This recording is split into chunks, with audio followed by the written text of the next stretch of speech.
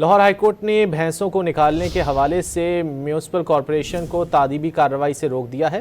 مزید جانیں گے ڈان نیوز کے نمائندے رانا بلال سے۔ رانا بلال، سماعت کے دوران مزید کیا کارروائی ہوئی؟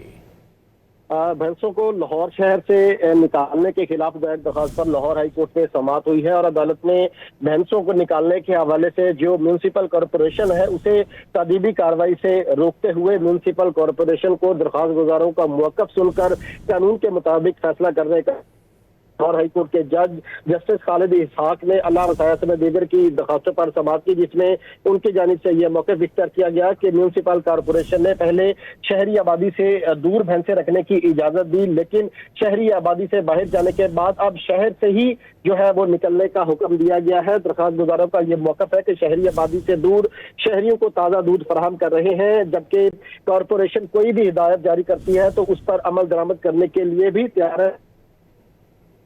کا کارپوریشن نے حکم دیا ہے اسے کالعدم قرار دیا جائے۔ عدالت کی جانب سے جو میونسپل کارپوریشن کو تعدیبی کارروائی سے روکتے ہوئے درخواست گزاروں کا موقف سننے کا حکم دیا گیا ہے اور یہ کہا گیا ہے کہ قانون کے مطابق جو بھی فیصلہ ہے وہ میونسپل کارپوریشن کرے۔ بہت شکریہ رانا بلال ان تفصیلات کے لیے۔